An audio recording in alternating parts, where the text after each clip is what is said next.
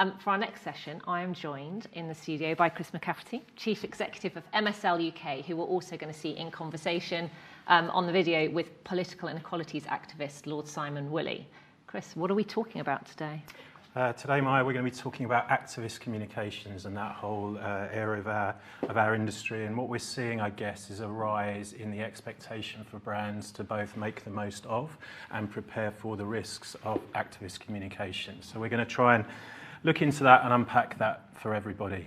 Okay, so tell me a little bit more about activist communications. What is it? Why should everybody in the room and watching be mindful of it at the moment? Well, I think the first thing that we would say is that it comes about as an absolute fundamental shift in the wider world that we live in. And that shift is a shift from a value-based world, where the success of a business or a person is defined by commercial measures, to a values-based world where the way that they show up, the way that you show up as a person, a brand or a business is fundamental to the way that people can connect with you and the success that businesses and brands can achieve. So that's the fundamental kind of big picture for us.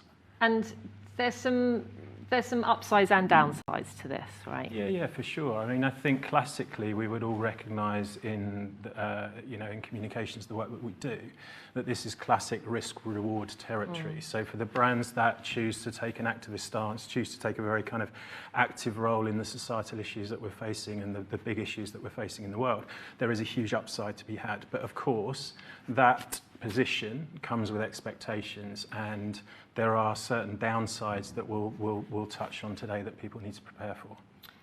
So tell me how are you splitting up what brand activism looks like? Because that feels like a really big umbrella label. There's different areas of that. Yeah, it's clearly a massive subject. It changes according to the brand that you are, the business that you're in, the countries and so on that you operate. But broadly put, we would like to talk about three different areas. The first is shareholder activism, the second employee activism, and the third brand activism. And the brand activism is where we'll spend most of our time today. But maybe just to unpack those three areas quickly to set it all up. So shareholder activism, I guess we're seeing a huge rise in shareholder activists taking an active stance on the policies and decisions that businesses are making.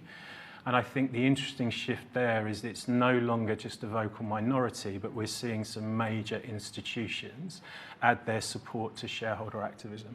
So if you think about the recent Shell AGM, Shell has always had a pretty vocal activist minority shareholder group. But this year, Legal & General, the UK's biggest fund manager, who managed £1.2 trillion worth of investments, joined that activist group and put their weight behind the objections behind Shell's commitments to meet the 2015 Paris climate commitment. Yeah. So that's not an organisation that can be ignored, right? That is a levelling up of activism and activist shareholder activism. So that's something that we need to be very mindful of and prepare for. The second area we would say is employee activism, and again, I think people would recognise that is on the rise. Whether that's the formal side of employee activism. So after decades of decline, formal unions are having a resurgence, and that's a lot of that is down to the reaction that people have had to the pandemic. But probably more importantly is the rise of empowered, more informal groups of employees who are making their voices heard. They're making their voices heard through social, through digital. And we've all seen, particularly over the last, let's say, 12 months, the rise of the employee open letter, where you've got Google, Facebook, Apple, Uber, recent UK example of Brewdog, of being directly held to account by often relatively small groups of employees, but employees who have a very, very vocal voice. Yeah.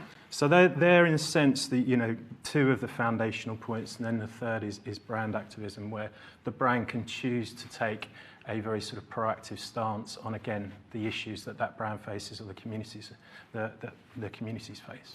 And I mean, this is all really quite in-depth stuff. It's not necessarily something that communications has touched on that much before. These are all evolving areas. Why don't you introduce your first part of your conversation with Lord Woolley? Yeah, I mean, it is a huge subject and it's an evolving subject, and I thought far better for us to hear from an actual activist rather than communications people, fascinating though we are. So yeah, I took the chance to speak to Lord Woolley. He's perhaps one of the world's leading activists on equal rights, equal opportunities, and he's the founder of Operation Black Vote. Fantastic. Lord Woolley, thank you for joining us. It's a huge privilege to have you with us today. Thanks so much for your time. So today at the PRovoke Condensed event, we're discussing the area of activist communications. I thought, what better than have one of the country's leading activists come and join us and talk to us about his experience. Well, thank you very much. I'm honoured to be here and to be having this conversation with you, who we've worked with in this past year to great effect. Yeah. Well, we're super lucky to work with you on Operation Black Vote on a pro bono basis. So why don't we start there? Why don't you talk to us about that organisation and your own role within it? Sure. Well, I love talking about our organisation. It's our 25th year anniversary this year, July the 16th. And we started with nothing but a hope and a dream that we could change our world. And we knew we needed that change, and not least because there were too many black men going in police custody, alive and fit, and coming out in body bags. Yeah. And there was one young man, Wayne Douglas, who died in police custody, and there was a race riot that ensued afterwards. And during that time, people said, how can we make a difference? How can we change the way the police are towards us and broader aspects too? We felt powerless, and it was tasked to me to challenge that. And I went away for 6 months to look at the political and demographic data. And in a way, Chris, I came out with a eureka moment. Brought the team around and I said, far from being powerless, we're actually fantastically, potentially powerful. Yeah. Because you will know that elections are won and lost in small margins. Back then in '96, John Major had a majority of 23 seats, so very tiny margins. Yeah. What I was able to show is that in many cities up and down the country, we held the balance of power. And from that, we're able to say to all the political parties, we're not asking for justice and equality, we're demanding it. Yeah. And we're registering to vote. Like a disciple of Dr. Martin Luther King. You know, he had a dream, we know that, but he had a plan. And step one of that plan was to register to vote African Americans. Our plan was to register to vote black, Asian and minority ethnic communities to demand change. Yeah, it's amazing. There's great power even in the way that you're talking to me there. You can feel the energy coming off you. Communications must be a huge part of what you do personally and as the organisation. Yeah, well, I understood that very early on. I mean, I've always, in many ways, been a salesman. As a kid, aren't we all? We are. As a kid, I sold tickets outside the football ground and then in London at the theatre. But, you know, transitioning from selling tickets at football matches and theatre, I was selling ideas. Ideas that I hoped that would empower communities, would change institutions, transform our society. So, you know, I feel like you're blessed that I can be in such a pivotal role to use that, the skills of communication for the greater good. Yeah. You talk about 25-year anniversary this year. Congratulations on that. What change have you seen over those 25 years? Well, it's interesting because when we started in the UK, there were 4 black, Asian, minority ethnic MPs. Now there are over 65. No longer do politicians wholly and solely demonise our communities. Not because they love us, I would argue, but because they need our vote. Our vote is critical in local elections, national elections, regional elections, and then we can begin to make demands. I mean, our campaign this past year was a great campaign that actually captured the moment of Black Lives Matter, 21st century civil rights activist demanding global change. Yeah. And what we were able to do was to harness that energy and then pivot to say, now what? Clearly, protest is great, but we need to transform that to real change, real political power. And I think we're able to do that. We've had great conversations. Young black men and women, never voted before, did so. Talk more about that pivot from protest to change and how you make that happen and how the organisation makes change happen. Well, you know, the Black Lives Matter protest is the biggest, the longest that we've ever seen in this country, in which young black men and women and white young people came together, tore down the statues, demanded change. So because of that, I think we've had some of the greatest conversations ever in this country and in the States too. But having the conversation, how does that then translate into real action? Yeah. Politics is critical. I would argue, we're speaking to media people, communications is central. Absolutely central. Yeah. I think the big question for you and I and many others out there is that will there be the political will to carry on the deepest, the greatest conversation about who we are, how our institutions were built, how they lock some people in, the privileged, and lock so many out, including people who look like me. Yeah. These conversations, if we get it right, will be utterly transformative. The challenge is some are leaning into it, some are full square against it. Yeah. I think that people on this call, this conversation, will have to ask themselves which one are they. Yeah, no, it's a really, really lovely way of putting it. One of the words that I've been thinking a lot about as a communications person in this space is coalition. Right. And the fact that change, I believe, only happens when you achieve coalition and bring people together. Is that something you would recognise? Very much so. I mean, we've worked with you, MSL and Saatchi & Saatchi pro bono, your communicators. And my starting point is this: you get good people in a room and great things happen. And we had no money, but you've got an infrastructure, you've got ideas, you bring it together, and what did we have? Well, I know it's a great campaign. I hope it's an award-winning campaign, but it's about what it does. And so we can never. I'm an activist. You're a communications man. So you bring us together. That's the thing. Yeah. And it is a great place to be. But if you can say, okay, we can be an ethical business, we can be part of the biggest conversations. Yeah. What's not to like? Yeah, absolutely. And is that, would you give similar advice to brands? We're talking to a lot of brand communicators in this session. Yeah.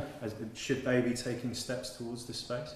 Well, here's the thing about that, is that for 25 years, I've largely ignored brands and business. My work has been with the political and civic institutions where policy is made. And we can make great changes. I did with the former Prime Minister, Theresa May, not doing so great with Boris Johnson. But, that's politics. Where I'm making the biggest progress right now is with business. I think because of watching a black man die in front of our eyes, 9 minutes, 29 seconds, there's lots of CEOs in companies that had the most profound conversations with their staff, a lot of their black staff. And some of it was heartbreaking, challenging, uncomfortable.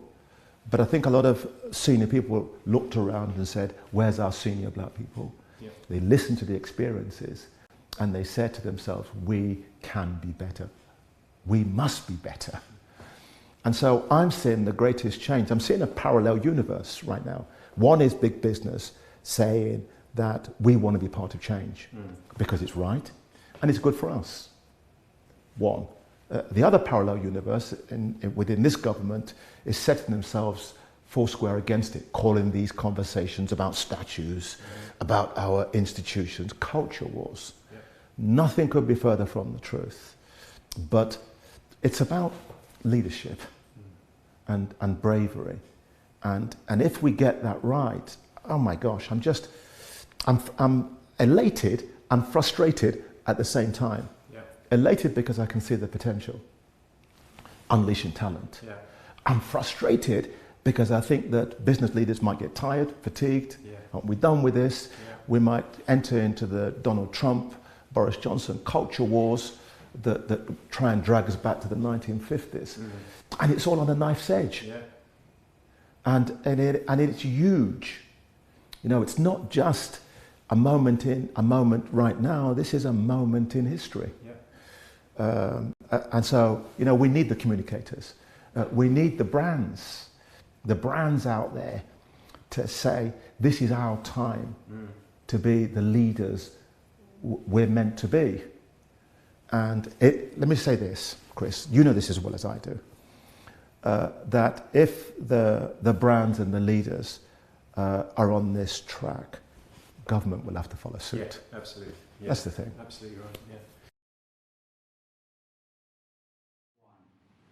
Wow, powerful stuff, huh? Yeah. That was a good conversation. Incredible. Absolutely. You lucky thing getting some time with him. It's like an absolute yeah, visionary. Absolutely. The two things that struck me, the two sound bites, the pivot from protest to change, and how that is just such a real thing now, and brands and comms have a part to play in that.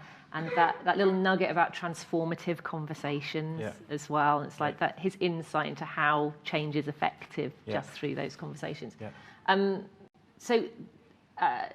There's a huge amount in that little snippet, and we've got another section coming up as a moment. But I know you wanted to say something about Lord Woolley as a communicator himself. I mean, it's just worth, as at a communications event, for one moment celebrating what an absolutely incredible communicator he is. Yeah. If you need you want to create a template for how to create impact in a conversation, that's absolutely phenomenal. And that is his skills as a communicator, I think, are absolutely part of his DNA as an activist. And I think that's it's just worth celebrating that. But beyond that, we can't all be Lord Woolleys, unfortunately. For me, there were sort of three main things that I think the audience might want to think about. And the first of those is something that we should all feel really good about, right? Which is the central role of communication in activism and in change. And I think it was Sir David Attenborough who mentioned that the climate crisis is a communications crisis. Yeah. And that's clearly that's a huge deal, as are the issues that Lord Woolley communicates on. But as communications people, we should really lean into that and understand the privileged position that we've got to play a really important role in change and in representing the brands and businesses that we do to create empathy and understanding. And then just that point about pivot to change, I believe there is no change without empathy and understanding. And as communications people, PR people, we're pretty good at that. That's exactly what we do as a discipline all day, every day. Yeah. So we should feel good about that. Absolutely. The other point was that kind of shift about brands and businesses' role in all this, where the power lies, wasn't it? Yeah. I think, again, if you are an advisor or a brand looking at this and thinking about taking an activist stance, I think that the key place to start is to understand where the balance of power is. And I thought that was one of the most powerful things that he said, is that he went away and he studied the data and he looked at the facts and figures and realised that community, the black community, shouldn't be asking for permission, it should be demanding. Because in a country, in the UK, that is classically a sort of two-party politics country, the balance of power can sit with that community. Yeah. So don't ask, demand. And I think that's a really interesting thing for brands to think about, is where does the balance of power sit in the issue, the debate that they want to have. And just an aside, from your point of view of leading agencies for many years, how often is that part of the conversation when you're working out what the best course of action is to take for a brand, where the balance of power is, where you should be in that conversation? I think it's something that is almost coming of age, right? So I don't think this is a conversation that we would have had even perhaps 5 years ago. But I think for me, the area of activism is probably a bit of an evolution of the era of purpose. And my concern with purpose is that it tends to be done through the eyes of marketing. And it can be done for the benefit of the brand. Now, there's nothing wrong with that. We're all marketeers, right? Yeah. But actually, I think there is a bigger opportunity for brands to align themselves with the external agendas that we're all facing as communities. And that can be far more powerful. It will be far more powerful for the world. And of course, it will be therefore far more powerful for the brand. And one of the difficulties of purpose is, of course, the perception that might not be part of a brand's DNA. It might be an add-on. All the same conversations we had about CSR, back in the day. I guess with brand activism, that level of authenticity has got to be, even more embedded, really. Yeah. You can't play at this, can you? No, you can't. And that's why you should start with understanding that balance of power point.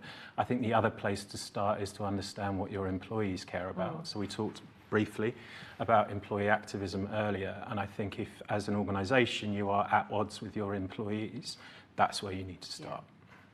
Yeah. Employees at the centre as ever. And brands' time is now is our third point of discussion. So it's, just following on from that point you just made, why is this all now coming of age as far as brands are concerned? Well, Lord Woolley mentioned, didn't he, that he had spent 25 years ignoring brands, but he's finding that he's creating more change and more progress through his conversations with brands and business than ever before. And I think, for me, what we've seen, again, COVID is a wonderful example of this, that we are seeing a never seen before era of coalition and contribution from public, private and community. And the way that, for example, we've all got through the pandemic or are getting through the pandemic is by all those different agendas coming together. Business has a massive role to play in that. It cannot just be up to government and community to come to the table and address these big issues. So I think that's the change. That's why brands' time is now. Yeah, absolutely. I was in before the pandemic, when such a thing existed. I was in Davos, and that was the thing that really struck me there: is that it's all about moving forward on the world's biggest problems. Yeah. It's not just down to governments. It's not just down to NGOs and communities. It's not just down to companies, but it's everyone working together, isn't it? Yeah. Absolutely. Shall we see the second part of your chat? Let's. Simon, you talk about the struggle and keeping going. How do you keep going as an individual? Yeah. Well, I don't find it difficult. I feel that I'm blessed, that I'm able to wake up in the morning every day thinking I can change the world. And so I'm almost doing cartwheels out of bed until I remind myself I've got a bad back.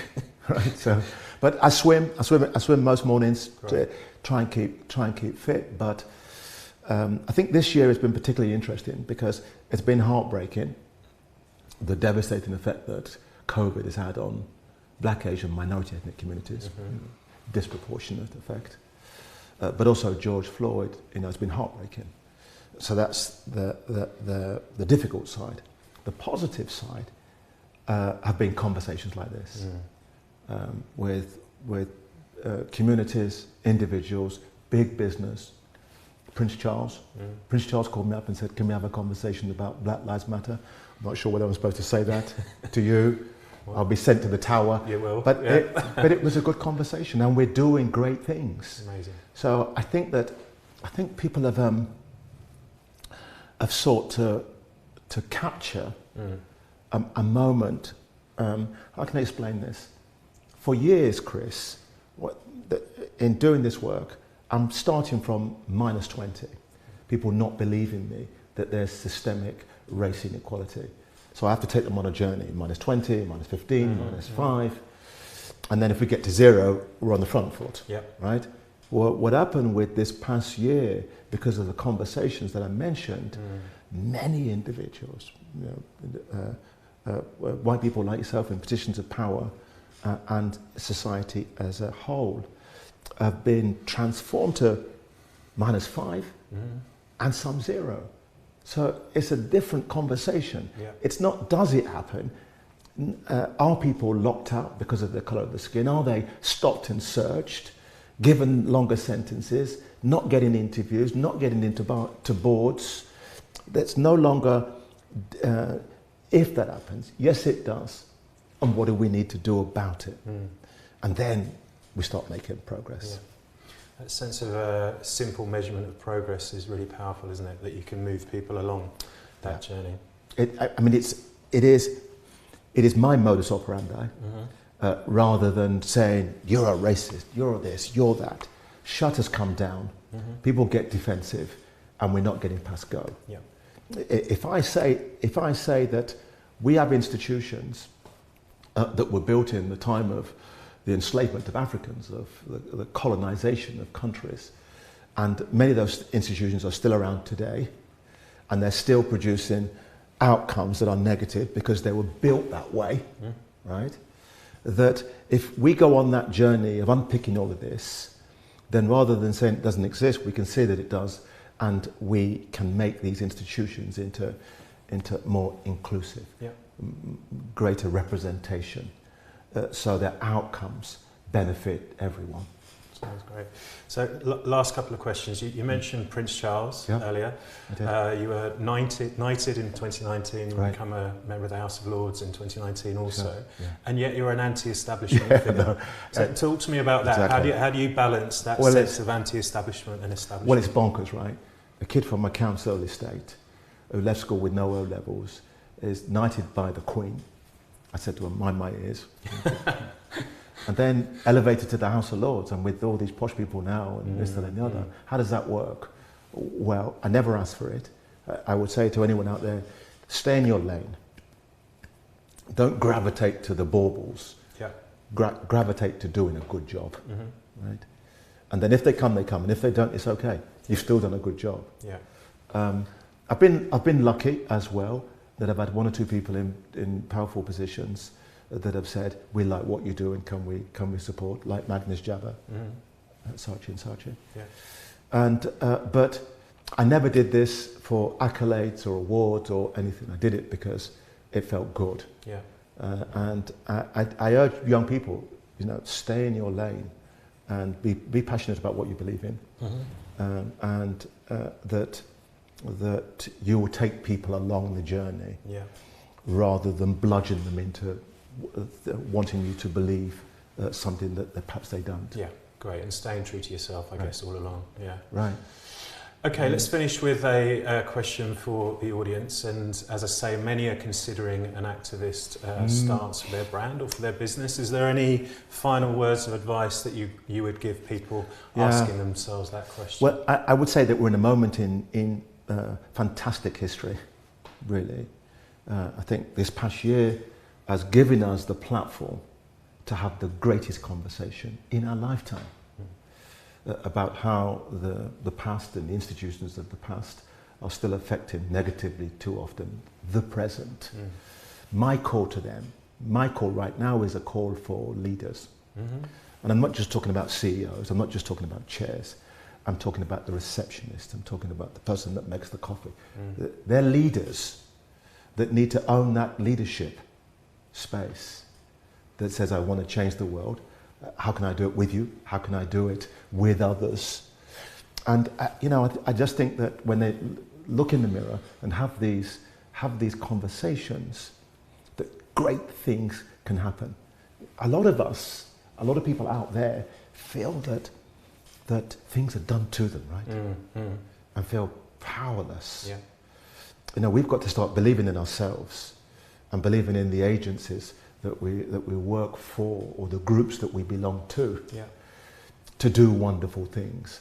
And if now is that time that you acknowledge that, embrace it, and run with it. Amazing. Lord Woolley, it's been an absolute pleasure. Thank you so much. It's always so illuminating spending time with you. So thank you personally, and thank you, I'm sure, from everybody that's watching. No, thank you. I'm not sure we can shake hands, but I can fist bump you, right? Thank you, Chris. Thanks. Wow. It's quite humbling stuff, isn't it, when you hear him talk from the heart like that about having to take people on a storytelling journey effectively to make them believe that his experience of systemic racism was actually a thing. It's extraordinary to listen to that. What do you think, for you, having had that conversation with Lord Woolley, what are the key points that you took from that part of the discussion? Yeah, and I think I'll try and answer that in relation to brands and businesses trying to take a step towards this space as opposed to the specific issue that he advocates on. So one of the things that I'm personally really fascinated by at the moment is this idea of coalition, right? And that good change and positive change can only happen when you bring people together, and often that requires compromise. And brands can really play a role in that. They can help to bring audiences together with other audiences or with other organisations. And we talked about it earlier, this idea that we have an unparalleled era of public, private and community coalition. And for me, this idea of bringing people together and brands, providing the platform for that or helping with that is really intriguing. So that coalition would be my first. The second is that question of anti-establishment and establishment. Yeah, that's a really interesting point, isn't it? How can you be both? Well, I think you can be both, or you can play a role that brings them together. Again, we're back to our coalition point, right? And I think, again, if you're thinking about it from a business or brand perspective, there is almost an assumption that activism requires you being the angry, noisy person in the room. Yeah. And it just doesn't, right? There are anti-establishment and establishment figures in almost every debate and every change that happens. And I think that is an interesting way for people to reframe this opportunity from a communications and a growth perspective, that perhaps you can be the establishment figure in an activism or activist-driven change. So I think that's really interesting, coalition and, you know, anti-establishment, establishment. And then the final point for me, which he makes very clearly at the end, is leadership. Yeah. And this sense that we all have the opportunity to be leaders in the issues or the debates that we're surrounded by. And how do you think that leadership position has changed in the wake of, you know, the pandemic, everything we've all gone through, Black Lives Matter? How is that evolving, if that's a key point of us moving forward? And again, to answer that through the lens of brands, we're seeing quite an interesting polarisation in leadership and expectations from audiences. So on the one hand, audiences are very much expecting more leadership from brands and businesses. Yeah. I think that's a trend that is common today and is coming out an awful lot.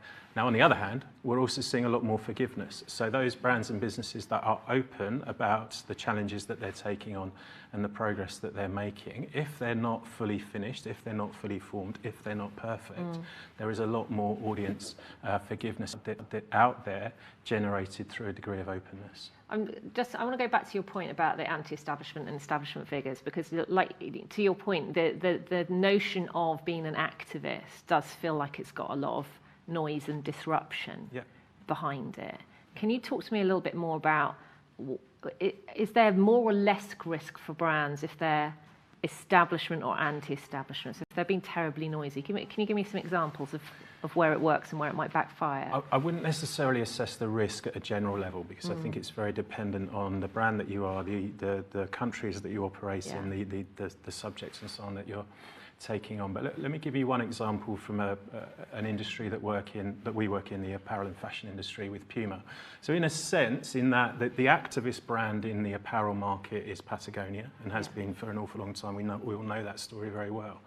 Puma in itself is taking a much more establishment, in one sense, activist stance in the area of social justice, in the area of climate, in the area of sustainability. Now, they're not out there making the kind of noisy statements that Patagonia are, but they are out there making partnerships and coalitions with people who can drive change on the ground. So just as one example from one industry, you've got two different approaches, both achieving change.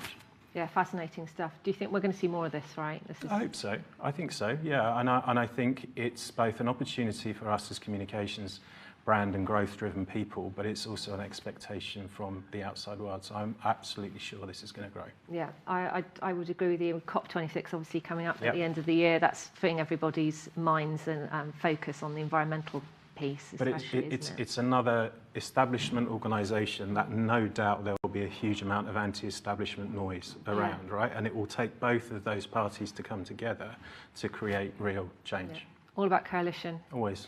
Always, always, always. Thank you, Chris and Lord Woolley, for that fascinating session. That was like, we could talk about this all day, I'm sure, and we'll be doing plenty of this, I'm sure, going forward.